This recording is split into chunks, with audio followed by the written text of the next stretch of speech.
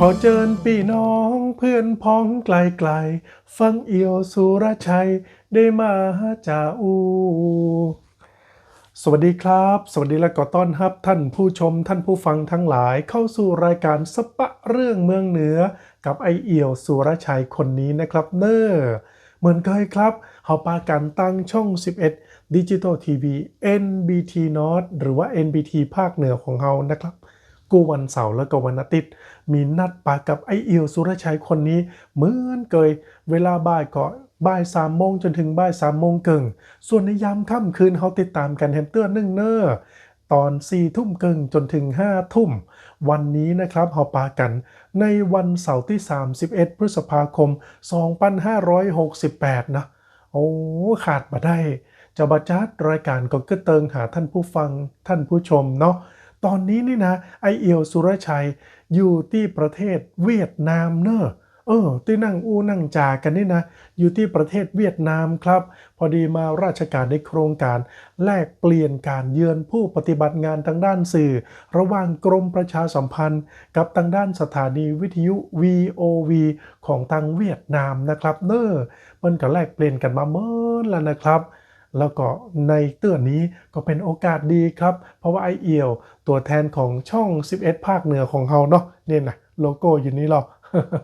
เฮาก็ได้มีโอกาสเดินทางมาตัดนีต่อยได้หูได้หันได้นำเสนอสิ่งที่น่าสนใจแล้วก็จะมาบอกมาเล่ามาให้ผู้ชมทั้งภาคเหนือบ้านเฮาได้ติดตามพ่อก้อยกันโต้ยนะครับก็ในรายการสปะเรื่องเมืองเหนือตลอด2 วันนี้นะวันเสาร์แล้วก็วันอาทิตย์ก็จะสามารถติดตามพ่อก้อยกันได้เนาะนอกจากนี้นะครับในช่วงต่างๆของเฮาก็ยังคงมีความน่าสนใจอย่างเก่าอย่างเดิมบอกว่าจะเป็นเพลงนะครับก็เตือเป็นเพลงกำเมืองนะวันนี้ไหนๆมาตั้งเวียดนามแล้วไอเอียวสุรชัยก็ขอเอาเพลงเกี่ยวกับเวียดนามเนาะ ได้มีโอกาสไปต้องเมืองไฮฟองนะครับหรือว่านครไฮฟอง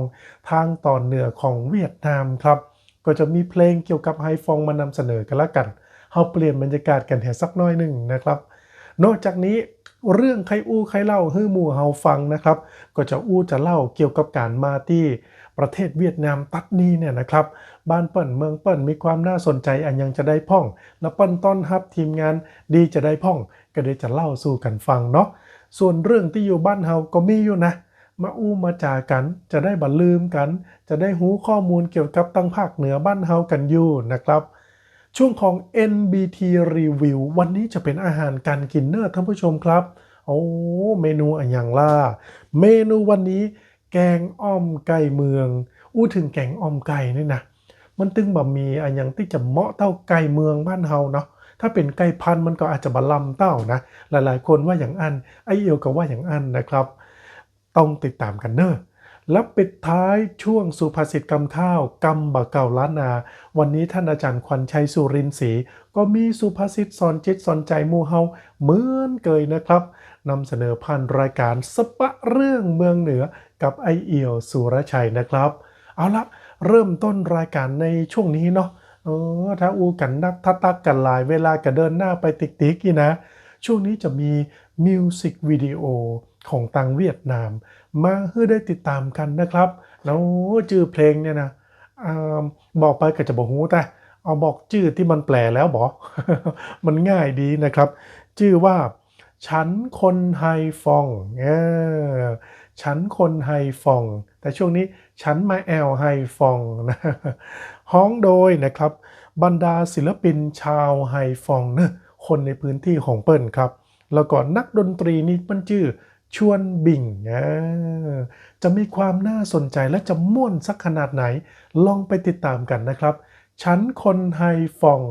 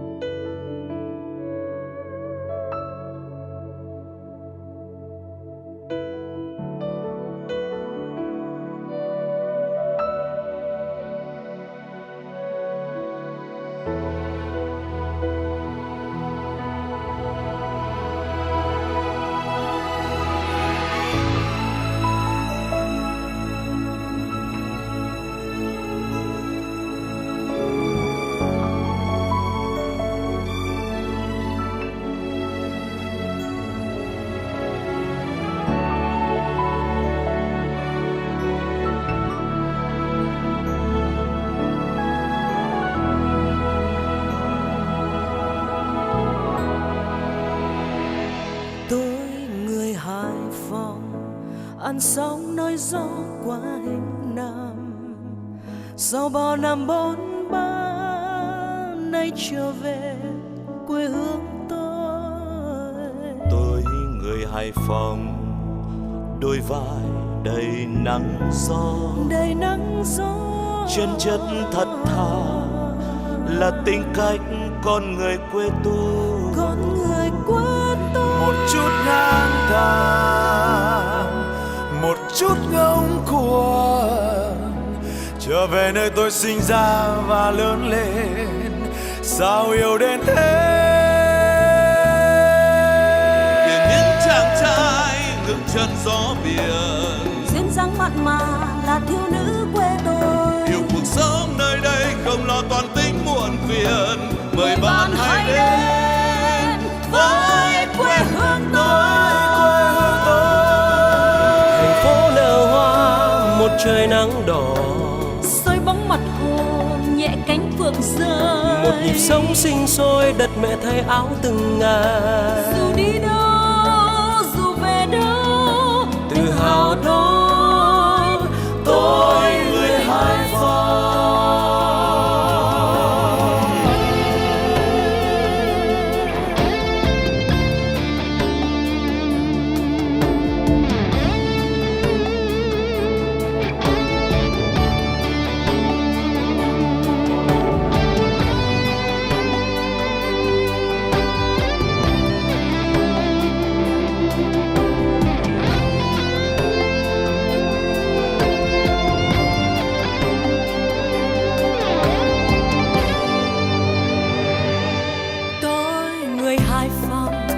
ăn xong nói gió quanh năm. Sau bao năm bôn ba nay trở về quê hương tôi. Tôi người Hải Phòng, đôi vai đầy nắng gió, chân chất thật thà là tính cách con người quê tôi. Một chút ngóng trông, một chút ngóng cuồng, trở về nơi tôi sinh ra và lớn lên. Sao yêu đến thế? Biển những chàng trai ngược chân gió biển, duyên dáng mặt mà là thiếu nữ quê tôi. Yêu cuộc sống nơi đây không lo toan tính muộn phiền. Mời bạn hãy đến với quê hương tôi. Thành phố nở hoa một trời nắng đỏ, soi bóng mặt hồ nhẹ cánh phượng rơi. Một nhịp sống sinh sôi đất mẹ thay áo từng ngày. Dù đi đâu dù về đâu, tự hào nói tôi người Hải Phòng.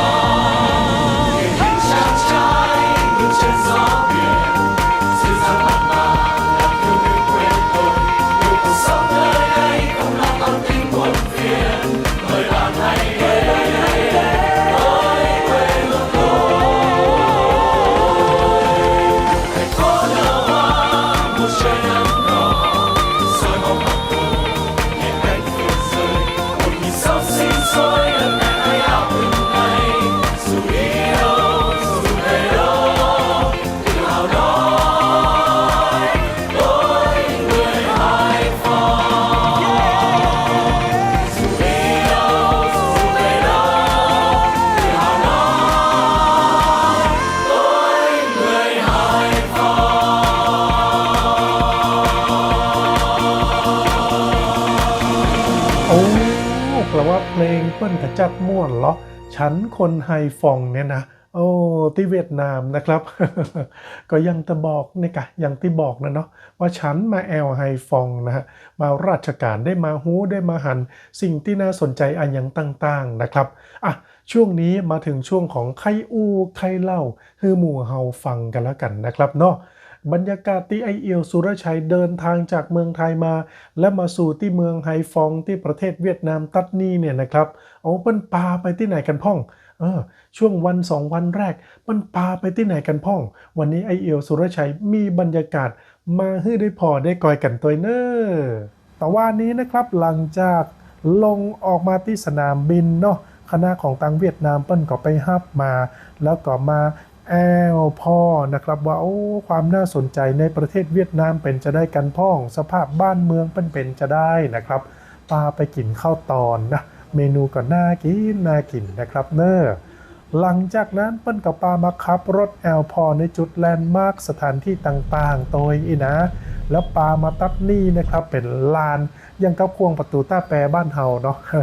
ที่นี่เนี่ยนะครับเปิ้นจัดเป็นลานแล้วก็มีการแสดงนิทรรศการการเฉลิมฉลองที่นครไฮฟองที่เวียดนามเนี่ยนะครับเปิ้นได้รับการปลดปล่อยอิสระจากฝรั่งเศสตอนนี้ครบ70ปีแล้วนะครับเนาะบ้านเมืองของเปิ้นก็มีการพัฒนาอย่างต่อเนื่องโดยรัฐบาลและก็หน่วยงานที่เกี่ยวข้องนะครับก็ถือว่าช่วงต้นเดือนพฤษภาคมเนี่ยเป็นช่วงที่เปิ้นมีการเฉลิมฉลองกันครั้งใหญ่ทั้งประเทศเลยก็ว่าได้นะครับเนอหลังจากนั้นนะครับมาบ้านเปิ้นแล้วเปิ้นกับปาไปจิมแล้วกับปาไปพอบรรยากาศที่ในตัวนครไฮฟองตัดนี่นะครับบรรยากาศแบบบ้านๆเนี่ยนะครับเปิ้นปาไปกินน้ำเต้าหู้เนาะหรือว่านมถั่วเหลืองเนี่ยนะแล้วก็ขนมปังยวนที่เปิ้นปิ้งกันสดๆอย่างที่เฮาได้หันนี่เลยตังในก็จะมีจิ้นหมูเห็นน้อยนึงนะครับเนาะแล้วก็ปิ้งให้ได้กรอบๆนะครับหลังจากนั้นก็เอามาจิ้มกับน้ำซอสพริกคล้ายๆอย่างนั้นนะก็ลำไปแหมแบบนึ่งกินกับน้ำเต้าหู้นี่ก็เหมาะเลยทีเดียวนะครับนี่แหละครับถ้าไผมีโอกาสก็เเชิญชวนกันเนอนะครับเมื่อเดี๋ยวนี้เจียงใหม่เนี่ยนะครับมันมีสายการบินที่บินตรงมายัง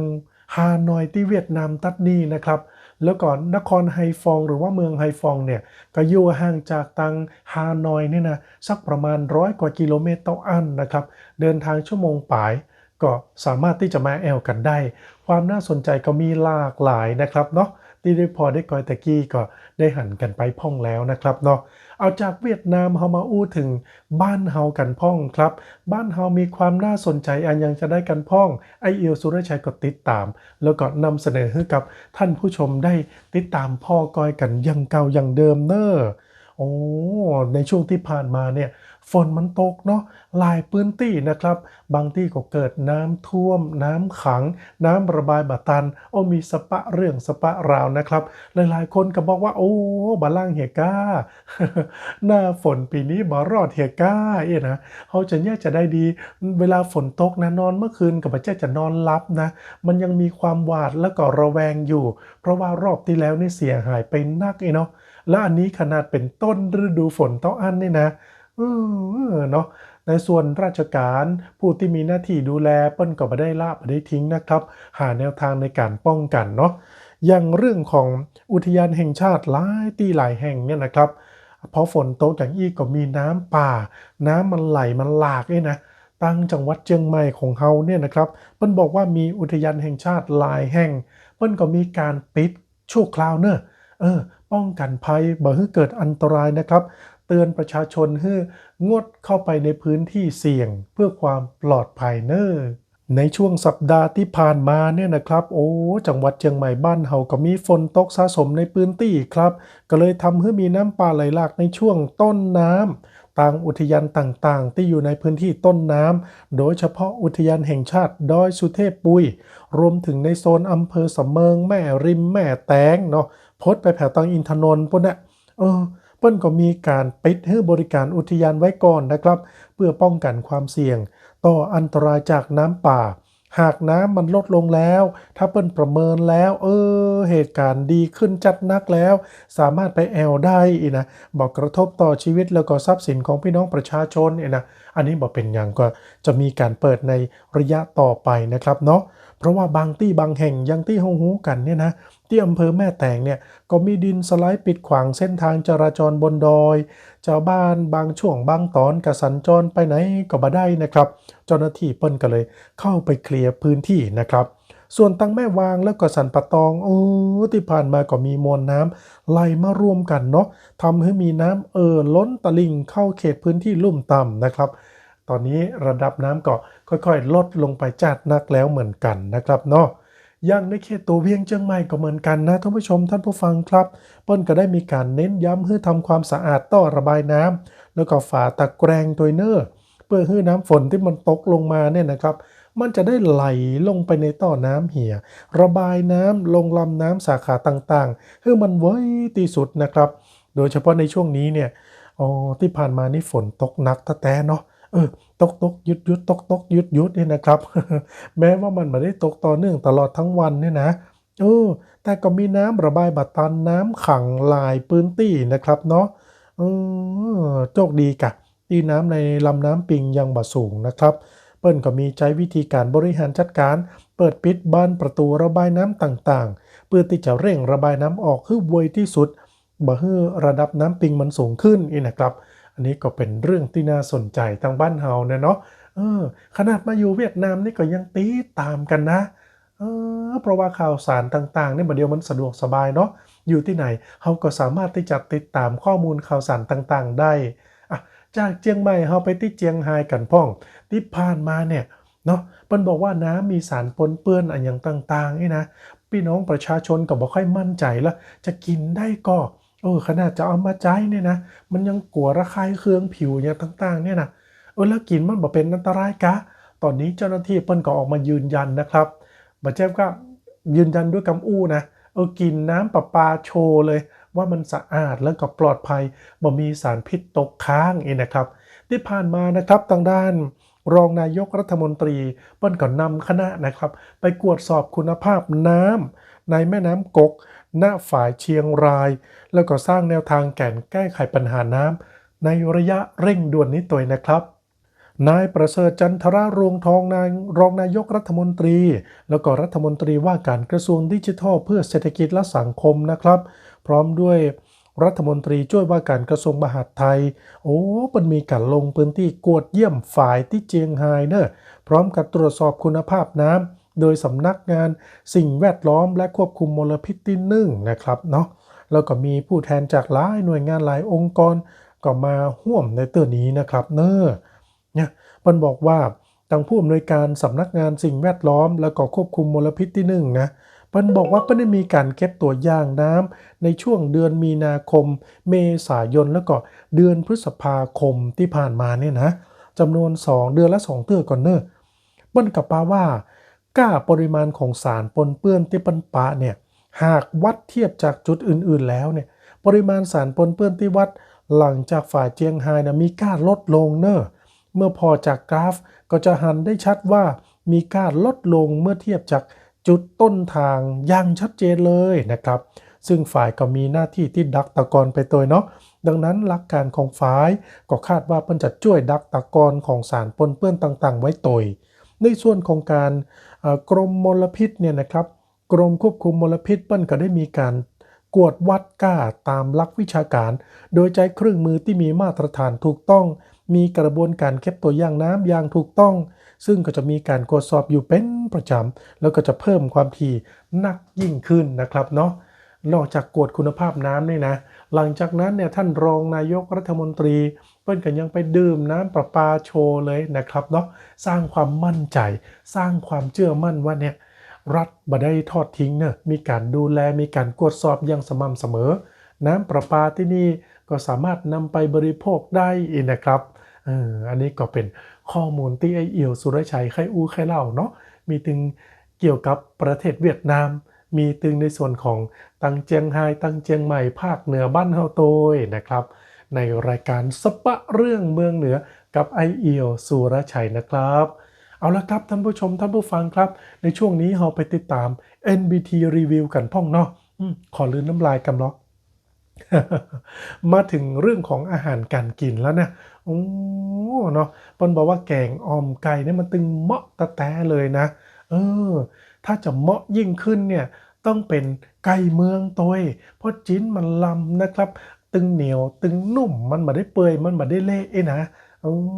แล้วก็ทางด้านน้องกอล์ฟนะครับช่อง TikTok แคปหมูนี่นะเปิ้นเป็นคนรังสรรค์เมนูนี้ขึ้นมาเนอะแกงอ่อมไก่เมืองจะมีความน่ากินขนาดไหนน่าเรียนแบบก็น่าเอาไปทำพ่องก็นะไปติดตามกันเลยนะครับในช่วงนี้ NBT Review นะครับ แรงนี่ได้เวลาปล่อยคิวเมนูแกงออมกันละครับไข่ที่ซื้อพี่แกงไปย่าเราบะล้ำก็ลองเอาซูนี่ไปย่ากันพอน่าจะเป็นแหมเมนูหนึ่งที่คนขอมาหน้าขนาดเมนูนี่ก็บอกปอไว้หลายวันแล้วถ้าปลาไก่ตัวใหญ่ๆขึ้นซื้อมาตัวนี้ที่ได้มาน่าจะอยู่ประมาณ3กิโลครับได้มาแล้วผมเขาก็จะเอาไปถอนขนเผาไฟเตรียมไว้จากนั้นก็มาตำพริกแกงกันเลยครับเครื่องแกงซูนี่ก็จะนักหน่อยนะครับในนี้ก็จะมีพริกแห้งเล็กพริกแห้งใหญ่นะครับตามด้วยกระเทียมหอมแดงกะปิ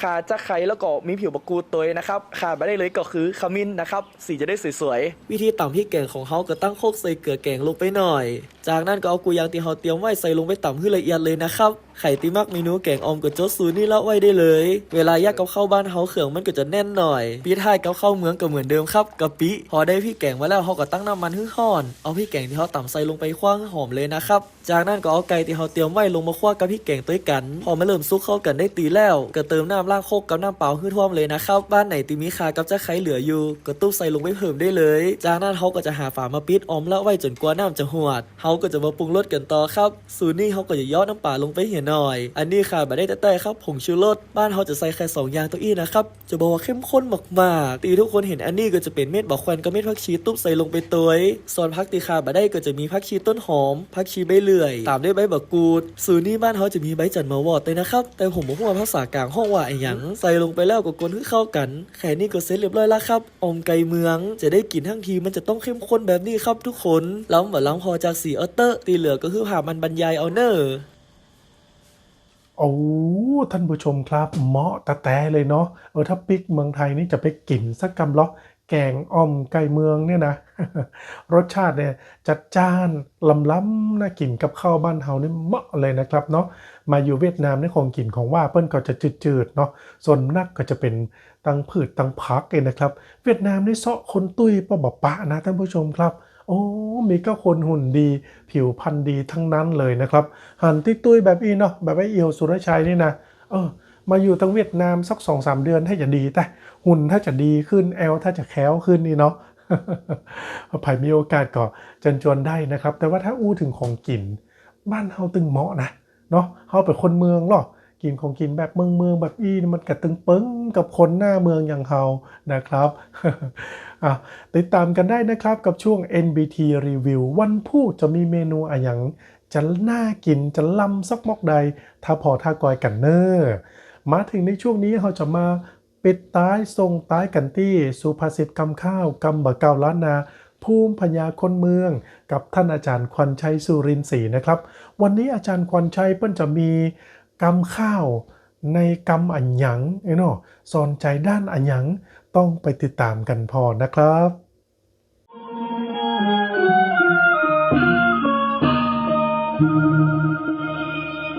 สุภาษิตกำข้าวกำบะเก่าล้านนาภูมิพญาคนเมืองวันนี้เสนอกำว่าเจ้าก็ว่ารองายขวายก็ว่าแดดฮ้อนกาละเวลาไก่กาผ่านปนจังมาหนีบยนแต่ต้นลอดป่ายบึดอ้างว่าเจ้าต่อเต้ารอขวายบึดอ้างว่างายแดดพายฮ้อนต้องอ้างเหตุนาป่าเฮือคัดข้องมัวแต่พองขี้ค้านการนักบ่เอาการเบาลูกการเพราะมัวแต่ย่านมือบางอ้างหนาวอ้างฮ้อนใจอ่อนใจจางบะเทิงเกิ่งตางลู่วางมือแปรขี้ค้านย่านการสันดานยากแก่อิดนักแก่ยูยัด มายาสาไถไปสารพัดจันเจิงเป็นเส้นเป็นลายเปิ้นบอกเริ่มเจ้าก็อ้างรอควายบอกองเถิงงายก็อ้างฮ้อนคอนปอเนอปอยังจังล้ำผมานขี้ค้านแอวยานไผบ่รับตอน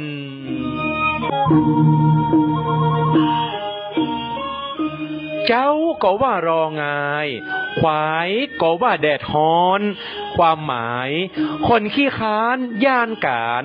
มักมีข้ออ้างสารพัดที่จักหลีกเลี่ยงการงานอุปมาเหมือนดังโบราณว่าคนขี้ค้านเวลาจะเฮือยะการก็มักจะอ้างว่าเจ้าอยู่รอเวลางายก่อนแต่พอถึงเวลาควายก็อ้างว่าแดดฮ้อนเพื่อที่จะเด็กลบเลี่ยงการงานคติสอนใจความเกียจค้านเป็นอุปสรรคกั้นขวางความสำเร็จคนขี้ค้านอ้างกรรมเลี่ยงการย่อมมาเป็นที่เปิงใจแก่เจ้าหมู่เพราะเหตุนั้นตนสอนตนพึงตั้งอยู่ในความขยันหมั่นเพียรจักเป็นที่สบายใจและเป็นแบบอย่างแก่คนใกล้ชิดสุภาษิตกำข้าวกำบะเก่าล้านนาภูมิพญาคนเมืองนำเสนอโดยสภาวัฒนธรรมจังหวัดละปูนโอ้อันนี้มันเป็นสุภาษิตที่ว่าเกี่ยวกับคนขี้ค้านรู้นี่เจ้าก็ว่าไงควายก็ว่าแดด ปันจวนไปไหนมาเจ้าโอ้มันเจ้าไปตามมันเจ้าโอ้ไปอย่างเจ้าล้ำเหลือฟังไปอย่างล้ำเหลืออีเนาะพอเปิ้นโจรไปเมื่อควายโอ้แดดมันฮ้อนน่าจะไปอย่างเตื้อรอให้มันแดดล่มลมตกก่อนบออีหรออันนี้คนขี้ค้านนะไผเป็นพ่อง ไผเป็นพ่อง เจ้าก็ว่าไงควายก็ว่าแดดนะครับเนอจะไปเป็นคนขี้ค้านอย่างอีกก็แล้วกันถ้าเฮามันนะมันเนี่ยการก็มันเซาะสตางกาอีนะก็จะทำให้ชีวิตเฮาดียิ่งขึ้นแต่ถ้าค้านนี่นะมันต้องมีสตางค์นะเนาะแต่กะ เอาละครับท่านผู้ชมท่านผู้ฟังครับเวลาหมดเวลาเสี่ยงเห็นแล้วนะครับติดตามกันได้วันพุธบ่าย3 โมงถึง3 โมงเกิงย่ำค่ำคืน4 ทุ่มเกิงจนถึง5 ทุ่มกับไอเอี่ยวสุรชัยในรายการสปะเรื่องเมืองเหนือนะครับฝากติดตามกันตัวเนอร์ไอเอี่ยวสุรชัยยังจัดรายการวิทยุที่สวทลปูนนะครับวันจันทร์ถึงวันพฤหัสบดีเวลา3 ทุ่มจนถึง4 ทุ่มปากันตังคลื่นวิทยุเนาะมีเพลงให้ได้ฟังตัวแล้วมาอู้มาจากันอย่างเงี้ยนะครับเนาะฝากติดตามกันตัวกันแล้วกันครับวันนี้เวลาหมดเวลาเสี่ยงเห็นแล้วนะครับลาจากเวียดนามก่อนเนอร์วันพุธปากันใหม่นะครับยินดีจัดนักสวัสดีครับ